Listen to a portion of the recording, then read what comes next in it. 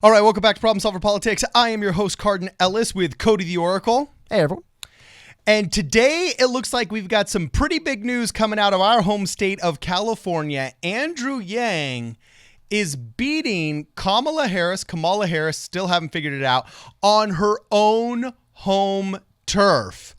It's pretty big news, and we're going to talk about what it means for both Andrew Yang and Kamala Harris's campaign.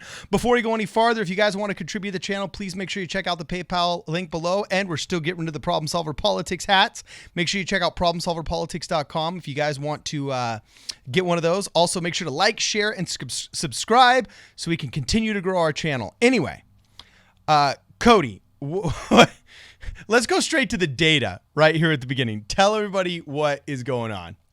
All right. So the latest Emerson poll out of California just came out.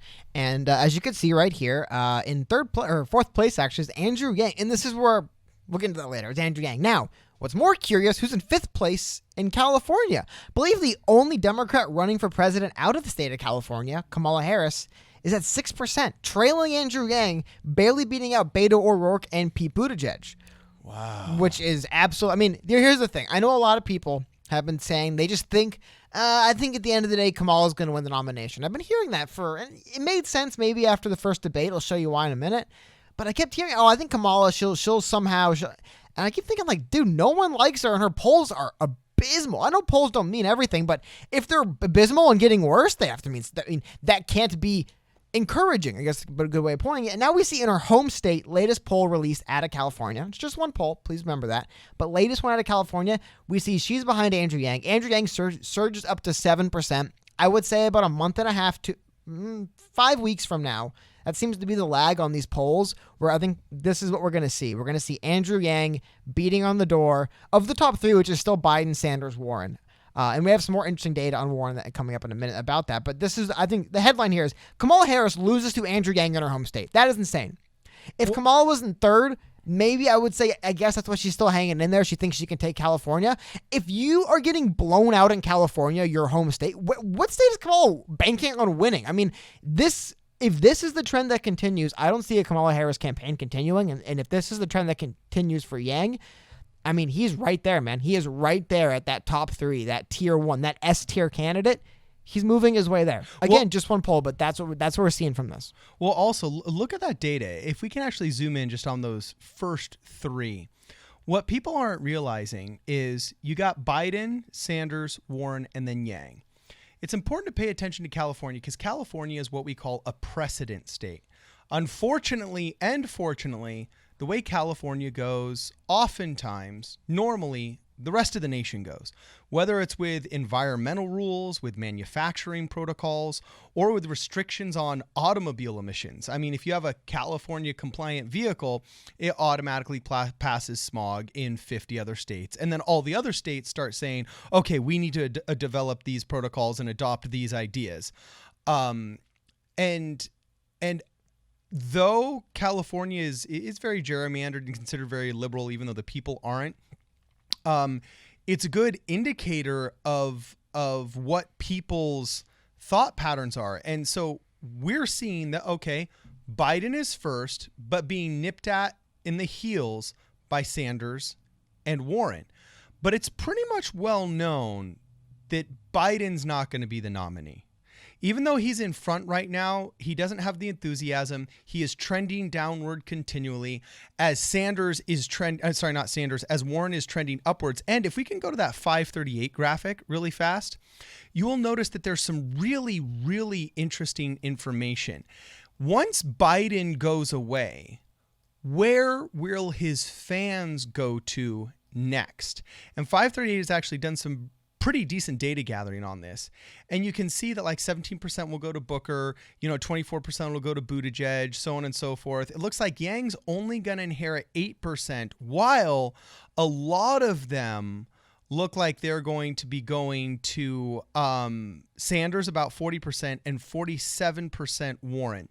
So let's say that Kamala, depending on how you want to pronounce it, bounces out. once again, only about 15% are going to go to Yang. But remember, it's not a small number. It's 15%. I'll show you. It's 15% of what in a minute. It's 15% of nothing, unfortunately. So. Exactly. And this is why you do need to go one step deeper into the data than just what it says on the graph before you start freaking out. Because statistics can be applied in all kinds of different ways. I actually heard a funny little anecdote about that. It said in finance, your brokers will always use real numbers at certain times and percentages at others, and it's always for a reason, right? They always want to make sure that everything is in the right way. Because you can hide stuff like that. You could say, "Wow, 65% of Castro voters will go to Warren." It's like, dude, Castro's polling at like 3%. It's like nobody. You know what I mean? Like, it's like I guess that's like 2% of voters will go to Warren if Castro drops out. Maybe. So I think that's interesting. So we want to see how this graph is going to adjust, and it looks like once Biden drops out. Okay, much later on in the race. Hold on, let's get back to California, Yang and Warren. Yang fine. And Harris. This is another subject because this is what I wanted to show you guys. So, again, it's one poll. I don't want to say doom and gloom for the Kamala Harris campaign from one poll. It doesn't make any sense. However, and I've been watching this for months now, guys. This is just the aggregate graph for Kamala Harris. I think we've almost memorized the look of this graph over the past 6 months. But I mean, it is a good barometer of what we're actually seeing in the campaign. And I'm gonna slightly adjust this. This is what's becoming a killer for the Kamala campaign. Kamala Harris is this gold line, I guess, right here. You can see it right here. When Kamala announced her campaign, she was at 11 points. It kind of faltered a bit. It hit an all-time low for her at 6.3 and spiked up to 15 points after that first debate when she came at Joe. That was a big moment for her. That did great. Well, since then, she is now at, I believe, 6.2. She's lower than when she started, the absolute lowest point of her campaign. So, like I said, both figuratively and literally, losing to Andrew Yang, who, like I said, I'm an Andrew Yang supporter, but the guy's at he's polling right now nationally at 3 or 4%, and he beats you in your home state, surges to 7, and you fall to 6. Again, margin of error is what, 4-5 points? So take it with a grain of salt. Idea being, I would say with the Kamala Harris campaign going, I think this is the trend we're going to see. I think Kamala's out of it, and I think Yang, I mean, you can kind of see it a little bit This here is also a very small sample size. I mean, if you look at the sample size, what was it? It was less than half of what we usually see, over 1,000 people. Yeah, it's 424. It's very small sample size. Still, you would expect to see Warren or Harris perform a little better than she actually did. It's really encouraging for Yang, and I just think this is a good. Sometimes polls, they're not always right, but they can kind of. The way I look at most polls, they present a narrative, and I say, does that sound about right to me? That Andrew Yang is just on the cusp of making it to kind of like that top tier of candidate, and Kamala Harris is essentially fallen out. That makes sense. This isn't one of those crazy polls where you look at the numbers and go, that doesn't make. There was the one poll, where was it? I think like John Delaney was at like 4% or something, just out of nowhere. Sometimes you can go, that I don't get where that is, but. This, to me, actually seems like a logical way we could see this campaign unfold for these candidates. Like I said, Harris not only is on the way out, Harris has been really struggling since she attacked Joe Biden to have a defining moment of her campaign. Well, and what do we see, just real quickly, what do we see for Kamala Harris now? Desperation, I'm sorry. This is probably scheduled months in advance. I'm just saying, it's not a good look for her. Way too much on the internet, okay? At the same time, Kamala has always scared me from the beginning because she seems so willing to absolutely abandon whatever value she says she's willing to espouse in order to just gain something politically. She became the most draconian, put you in jail if we catch you with a dime bag for non-violent criminal violations, in a heartbeat, and she would laugh. She made jokes about that not being enough and starting to put parents in prison for truancy of their children. I mean, that seems like something you would expect out of the most conservative rural district of Alabama. You know what I'm saying? But no, it was our African-American female, which we're brainwashed into thinking identity politics. That's going to be the greatest, most reasonable person on earth, right? But no, it was coming from Kamala Harris in Sacramento, and we're supposedly the liberal state of California.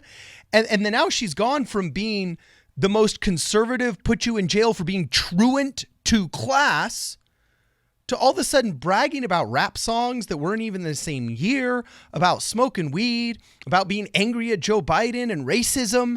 And you can't do that kind of emotional swing unless you have a mental illness or you're a professional actor. Like you can't pull, what Daniel Day-Lewis did, faking he was handicapped in My Left Foot, and then being Abraham Lincoln in that same period of time. You know what I'm saying? Unless you're an amazing method actor. And that's great for Hollywood, but extremely dangerous for politics, because the founding fathers wanted our leadership to be a democratically elected republic, so that our leaders would be the wise elders that guided us, not the polling data driven actors that rode the mobocratic and proletariat fueled wave into temporary political gains. I mean, she has scared me. So we say grifter far too much on the internet, but if political capital were financial capital, she would be one of the biggest grifters I ever met in my life. And I think people are just starting to catch the inauthenticity of her faux outrage against Kavanaugh the first time. And what, Cody? The inauthenticity of now her faux outrage the second time around. Am I wrong? No. I mean, I don't know. I don't know. To be frank, I really don't have too much to say about the Kamala Harris campaign, because essentially, from what I followed, she said a lot of things, then said she didn't understand the question or didn't hear the person like 3 or 4 times. Just whenever anything bad's for her, she's like, "Oh, I didn't understand that happened." She had attacked Joe Biden in the first debate, tried doing it again, did nothing for her. And I don't know, man. Aside from that, what is she defining her campaign? I don't think it's like you're talking about. This is her final ploy, I guess, for the Kamala campaign. I don't want to spend too much time talking about Kamala, but Kamala Harris rode the Kavanaugh wave once. Can she do it again? Since the Kavanaugh thing the first time ended up being a big failure for everyone involved, I don't think she should do it again. And you know what, though? She's in a position, I don't know what else she's going to do. So, I mean, but again, the reason why I wanted to bring that up, though, and I want to bring up the fact that Kamala Harris' campaign is actually on the outs and she's not doing well, is because, and again, with polls, it is really hard to find what is the truth in this. But like I say, just the story this poll tells, does this sound like something that's in reality to me? Kamala Harris slipping and falling out of the race that she was supposed to be doing good in her home state in? Yeah, that's real life. That's happening. O'Rourke, I think O'Rourke kind of played his hand a little bit. He basically said, my entire campaign now is very, very, very strict gun laws. That's my whole campaign. And it didn't work for Swalwell. Swalwell, another Californian that came out of liberal, what was the other California running? You're right, there was another California. Yeah, liberal Northern California, literally from the very beginning ran just on gun control. And I'm sorry, America wants gun control, but America is a reasonable people that are socially liberal, fiscally conservative. You can convince them that we need to regulate guns and we need to have licenses and we need to have strictly enforced good gun laws, but you can't convince them that a national registry and future gun confiscation is one of those good laws. So if Eric Swalwell, Beto O'Rourke, tanked an entire campaign by making a bad one-trick pony campaign on gun control with these mass shootings happening weekly as an advertisement for him, okay? If he couldn't do it, uniquely focused on gun control from the very beginning, what makes you think you can? That just makes me think you make poor decisions. So you'd probably make poor presidential decisions. You know, I mean, am I wrong, Cody, here? It just seems like an absolute losing argument. That's not to say gun control is a losing argument, but just to say I would that's say not what people want to hear first. No, it's a bold campaign play. I don't know how it's going to work for Beto. Again, like I said, the only thing I just want to kind of get across here is that does every poll you have to look at say, do these numbers mean anything, right? Again, small sample size, 424 people. Yang beats Harris. What I think is interesting about this, and I'm going to go again to the aggregate, and so I want to highlight is what I think is happening and what we're seeing happening, what I think the 7 means for Yang and what the 6 means for Harris. Everyone else, the fact that Biden did take a hit. That's one of the lower polls for Biden in a while. To be frank, it's one of the first ones I've seen with Biden, Warren, Sanders essentially at a dead heat. But I think this is what we're going to see. Biden, Warren, Sanders are the front runners. They're S tier, so to speak, right? But then behind it, who's going to come out of that rabble of Harris, Buttigieg, O'Rourke, Yang, and Booker? It's one poll, but from what I see, that's the trend I think we're going to see. I think a month from now, it is going to go Biden, Warren, Sanders, Yang. And I think Harris will be far out of it. I think Buttigieg, well, honestly, Buttigieg will hold 7-8% until he drops. He seems to have that base. It's not going anywhere. He's not moving, but that's what he has. He'll probably be there till he's out of the race. But It's always hard to tell, but I can foresee this latest Emerson poll coming out of California maybe saying more, not saying, but maybe just doing a good job of kind of charting what's actually happening in the election cycle, where we're seeing that clear first tier form. Who's going to emerge from that second tier? I think it's going to be Yang. I think Harris getting a 6 in her own state is way worse than anything else that you see on this graph for anyone.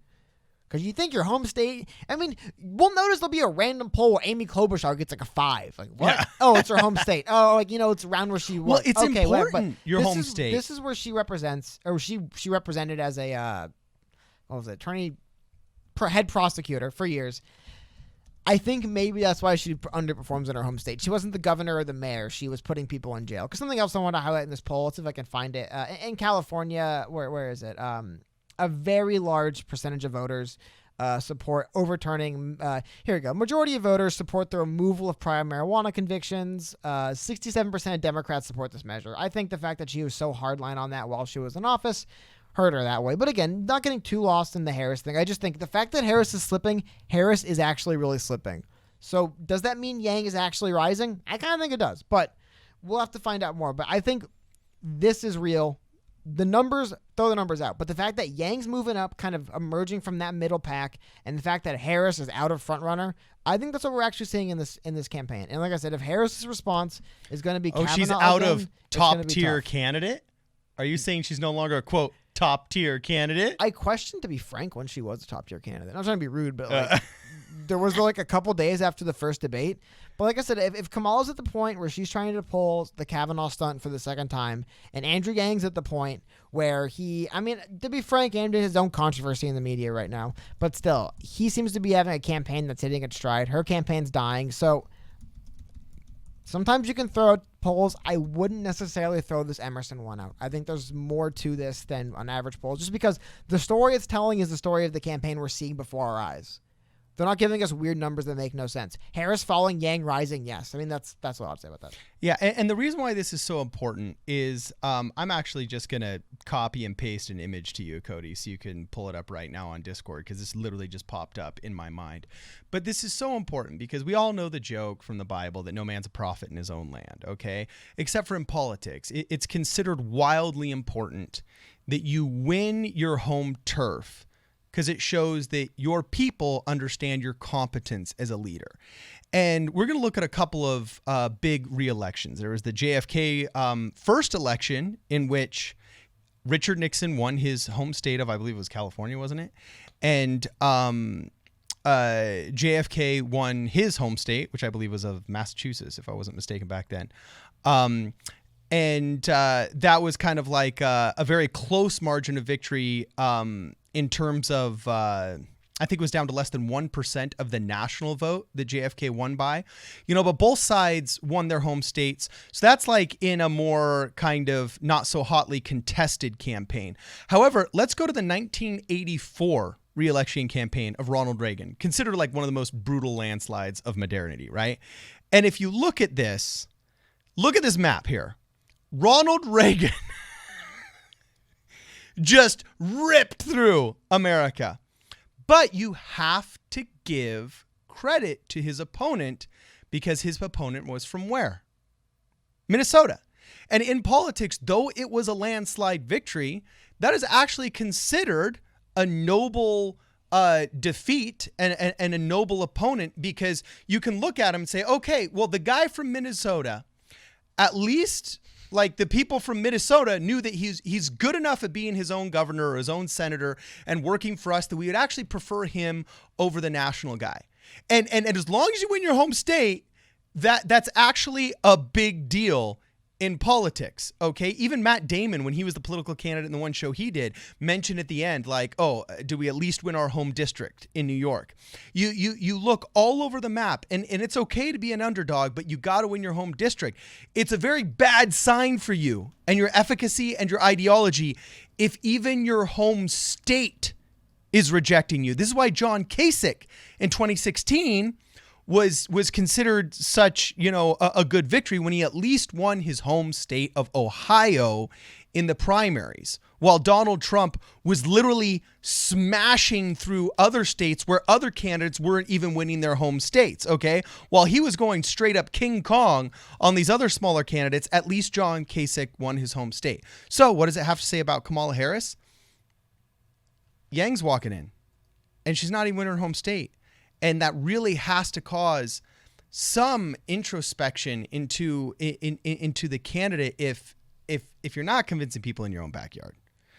So anyway, you got anything else you want to throw into this, Cody? No, man. Like I said, the big thing is you always have to wonder, okay, it's a poll. What does it actually mean? I think this is a trend we'll continue to see. I think Harris actually is hurting in the polls, and I think if Harris actually is hurting in the polls, then maybe Yang just actually is rising in them. And I like I said, just watching this latest election cycle, there seems to be a lag of about 5 weeks between you making the gains and them showing up in the data. I think in 5 weeks, Yang will be basically right there at the very, very, very top of that second tier waiting to get into the top. And it's a good sign because that's the progress he's going to have to make if he's going to pull off not the miracle, but the upset of the century and win this nomination. He's going to have to keep moving up, and I think we're going to see it. And I think this poll might be one of the earliest signs of that. Okay. You know what we're going to do, I think, in our next video is I want to give a projection here, and I don't like guessing. I'm not an oracle like you. But based on the data of that one graph we saw of second picks, I've got some pretty solid predictions of what I think that polling data is going to look like in the months to come. And I think that might just be the next video we do. I might have to squeeze another one into recording today. So anyway, if you guys like this video, please make sure you smash the like button. If you haven't subscribed yet, please make sure you subscribe. We'd love to keep updated with you all. And if you guys have a comment for us, please comment in the feed. What do you think this means for Kamala Harris's campaign? What do you think this means for Andrew Yang's campaign? Will it benefit him or benefit others more disproportionately over him? We want to hear your opinion. If you haven't followed us yet on Twitter, please make sure you follow us on Twitter. And if you haven't shared this video, make sure you share it because we are getting deranked by the Google algorithms. This is Problem Solver Politics. See you guys in the next